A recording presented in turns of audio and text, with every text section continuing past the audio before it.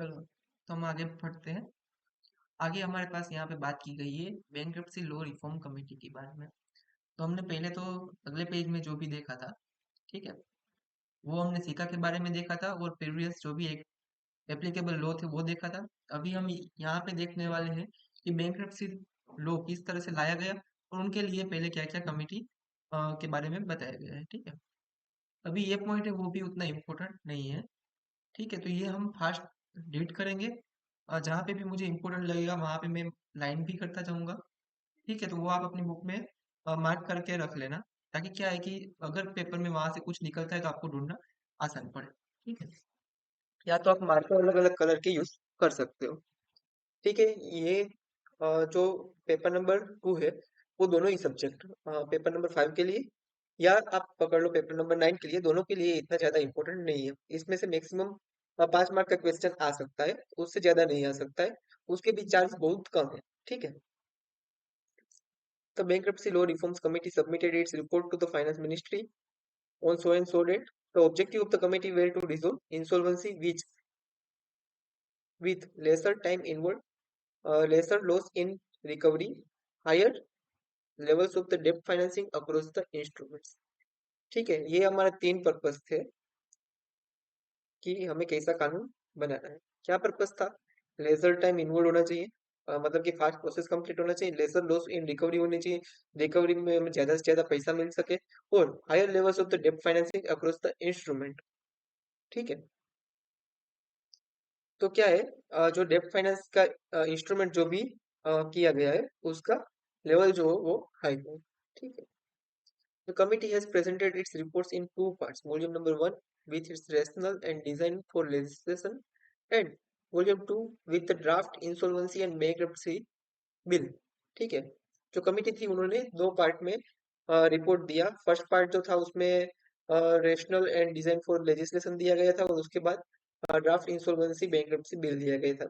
Insolvency refers a situation where individuals or organizations are unable to meet the financial obligation, ठीक है। यहाँ पे वापस जो हमने पहले पेज नंबर 28 पे पढ़ा है उसको ही वापस से लिया गया है, ठीक है। तो आप जो पेज नंबर 28 का जो नोट बनाया था ना उसमें लिख दो कि साथ में जो इंसॉल्वेंसी का हमने लिखा था कि इंसॉल्वेंसी की डेफिनेशन वगैरह और उसके बारे में जो भी बताया है, उसके साथ साथ आपको पेज नंबर 30 पे भी बताया गया है।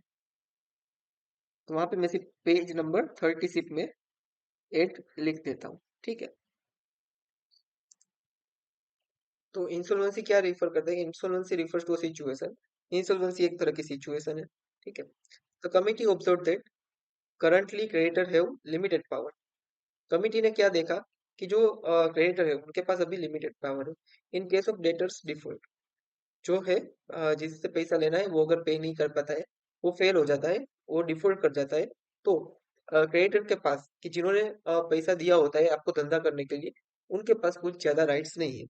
They are able to recover only 20% of the debt on an average. क्या हो रहा था अपने मार्केट में ये देखो, वो अगर धंधा डिफॉल्ट करता है तो सिर्फ 20% ही पैसा रिकवर कर पाते थे, which ultimately leads to lending being restricted to a few large companies। इससे क्या होता था कि सिर्फ जो बड़ी कंपनी है उनको ही पैसा मिलता था, बाकी लोगों को लोन मिलती ही नहीं थी। अगर लोन नहीं मिलेगी तो आपको बिजनेस करना भी उतना मुश्किल होगा, तो बिजनेस जो है वो बड़ा नहीं बन पाएगा, ठीक है। तो ये जो आपका प्रॉब्लम था, सो क्या प्रॉब्लम था कि डेटर अगर डिफॉल्ट करता है तो क्रेडिटर के पास कुछ पावर नहीं था, और रिकवरी प्रॉपर हो नहीं रही थी, ठीक है।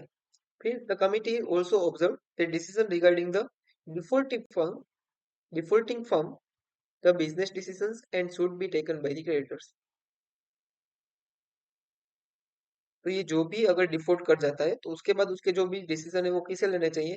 तो क्रेडिटर को लेने चाहिए, ठीक है। ऐसा कमिटी का मानना था। Presently loss in India bring together the legislature executive and judiciary for insolvency resolution. और जो भी जितने भी लॉ थे उसमें सबको एक साथ लाना, वो भी एक इंसॉल्वेंसी लॉ का पर्पस था। The committee has moved away from his this approach and has proposed to establish a creditor committee. और उन्होंने क्या डिसाइड किया कि एक क्रेडिटर की कमिटी बनाई जाए, where the financial creditors will have votes in proportion of the magnitude of the debt. उनके पास क्या होगा? वोट होगा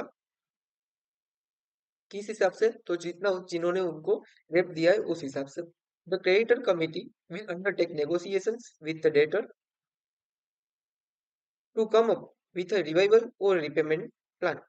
अभी ये जो कमिटी बनेगी वो क्या करेगी? या तो वो रिवाइवल प्लान लाएगी डेटर के साथ मिलके, या तो रिपेमेंट प्लान लेके आएगी.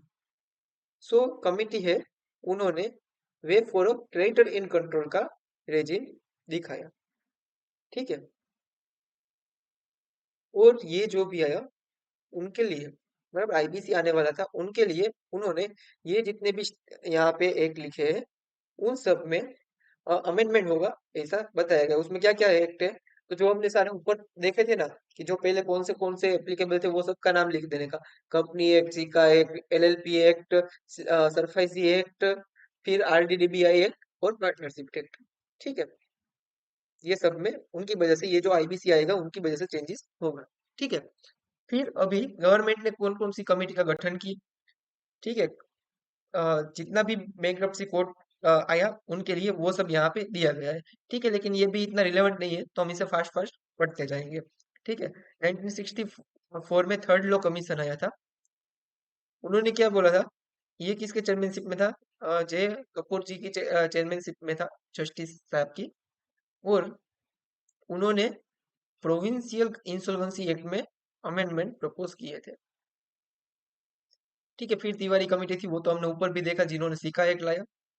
ठीक है. तो Tiwari committee, T Tiwari committee, सिका 1985. ठीक है.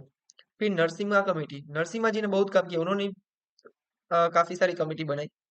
तो ये जो नरसिम्हा कमेटी थी, उन्होंने आरडीडीबीआई, आरडीडीबी, आरडीडीबीएफआई, मैं उसे आरडीडीबीआई एक्ट ही बोलता हूँ, आरडीडीबीएफआई होता है पूरा. ठीक है. तो आरडीडीबीआई एक्ट है वो लाया था. ठीक है. फिर नरसिम्हा कमेटी टू थी, उन्होंने सरफाइसी एक्ट के लिए रिकमेंडेशन दी, और उनकी रिकमेंडेशन पे सरफाइसी एक्ट बनाया गया. फिर 1999 में जस्टिस इराडी कमेटी आई, उन्होंने उसमें एनसीएलटी बनाने का प्रपोजल दिया और उसी को अ, उसमें रिपील करने के लिए बताया. फिर एनएल मित्र कमेटी आई, उन्होंने कम्प्रिहेंसिव बैंक्रप्सी कोड के बारे में बताया. फिर जे जे ईरानी कमेटी आई 2005 में, उन्होंने significant changes to make the restructuring and liquidation process speedier, efficient and effective according to the amendment were made to RDDBFI act and SARFAESI act. तो उन्होंने भी वापस अमेंडमेंट सजेस्ट किए. उनके बाद 2008 में रघुराम राजन कमेटी आई, उन्होंने इम्प्रूवमेंट्स टू क्रेडिट इंफ्रास्ट्रक्चर के बारे में बात की. फिर 2013 में financial sector legislative reforms committee आई, उन्होंने भी इंडियन फाइनेंशियल सेक्टर में बहुत सारे चेंजेस की जरूरत है उनके बारे में बहुत सारे सजेशंस दिए. और फाइनली 2014 में, ठीक है, जो इनके लिए कमिटी है वो बनाई गई. सो reviewed existing bankruptcy, insolvency and framework in the country, proposed the enactment of the Insolvency Bankruptcy Code as a uniform and comprehensive legislation on the subject. तो ये कमिटी है वो बनाई गई थी, बैंक्रप्सी लॉ रिफॉर्म्स कमिटी. ठीक है. वो अरुण जेटली जी ने फाइनेंस एक्ट बनाते वक्त पे अपने बजट में इसका अ, गठन करने के लिए प्रावधान किया था. ठीक है. तो आप उसको देखना है तो आप देख सकते हो, उनका वीडियो भी बहुत अच्छा है. अगर आपके पास टाइम हो तो आप देख सकते हो, लेकिन अभी एग्जाम है, हमारे पास उतना टाइम नहीं है. 1 महीना ही है, उसमें हमें सब्जेक्ट खत्म करना है अच्छे से, वो भी, तो हम वो सारी चीज पे नहीं चाहेंगे. ठीक है. Need for a new law. तो अभी ये जो नया एक्ट आया उसके लिए क्या नीड थी, क्या जरूरत पड़ गई कि हमें एबीसी पूरा का पूरा उठा के लाना पड़ा. ठीक है. तो उसके पहले, सबसे पहले हम इसमें से पढ़ते जाते हैं और समझते जाते हैं. Before the enactment of the insolvency and bankruptcy code there was no single law. एक तो क्या था, पहले कोई भी एक सिंगल लॉ नहीं था इंसॉल्वेंसी के बारे में डील करने के लिए. ठीक है. There was a multiple overlapping laws and adjudicating forums dealing with financial failure and insolvency of the companies and individuals in India. क्या था कि मल्टीपल ओवरलैपिंग लॉस थे. एक तो एक लॉ नहीं था, कहीं पे प्रोविजन पार्टनरशिप के भी लग रहे होते थे, कॉन्ट्रैक्ट पे भी लग रहे होते थे और वो दोनों आपस में ओवरलैप होते हैं। उनके अलावा कभी कंपनी सेट का भी लग रहा है, कभी सरफेसी लग रहा है, वो दोनों ओवरलैप हो रहे हैं। ठीक है, तो उसकी वजह से क्या होता था, अ, जैसे सरफेसी और कंपनी सेट में तो दोनों में एक ही एडजुडिकेटिंग अथॉरिटी थी। लेकिन अ, मान लो कि सीका में कोई केस गया, तो सीका में कौन करता था, हमने ऊपर देखा था। ठीक है, कि वो जो बोर्ड था, बीआईएफआर बोर्ड था, उनके पास उनका मैटर जाता था। और मान लो कि कोई मैटर एनसीएलटी में भी चल रहा है, या तो कोई मैटर आपका सरफेसी के अंडर में भी चल रहा है, तो वो एक दूसरे के ऊपर ओवरलैप हो जाते थे प्रोविजन, तो उसके लिए बहुत सारे केस बढ़ जाते थे, लीगल टाइम बहुत बढ़ जाता था। ठीक है।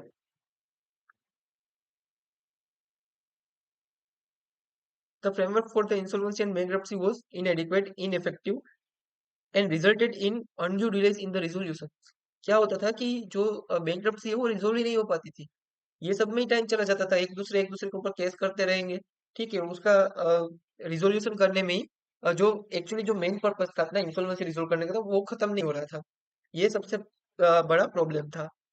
The legal and institutional framework did not aid lender in effective and timely recovery और restructuring of the assets and causes undue strain on the Indian credit system. क्या हो रहा था कि अगर बैंक ने किसी को लोन दिया है, अगर वो चुका नहीं पाता थे, तो बैंक उससे पैसा वसूल नहीं कर पाता था। उनकी वजह से उनके ऊपर बहुत सारा बर्डन आ जाता था, वो बहुत स्ट्रेन में आ जाते थे। ठीक है, और अपना जो इंडिया का क्रेडिट सिस्टम है, वो बहुत अ, खराब हो रहा था, बहुत सारा एनपीओ हो गया था, वगैरह वगैरह। ठीक है, अ, उस वक्त में जब अपना आईबीसी आया, उनके पहले विजय माल्या जी का केस आया था, और बाकी भी बहुत सारे डिफॉल्ट हुए थे, सत्यम केस आ चुका था।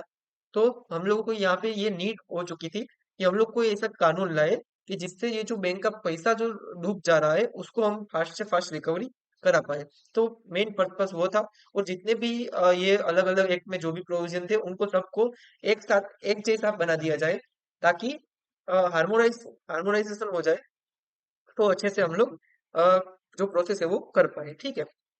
As per the World Bank data 2015, insolvency resolution in India took 4.3 years on an average. 4.5 साल लगते थे पैसा वसूल करने में, इंसॉल्वेंसी का प्रोसेस कंप्लीट कराने में।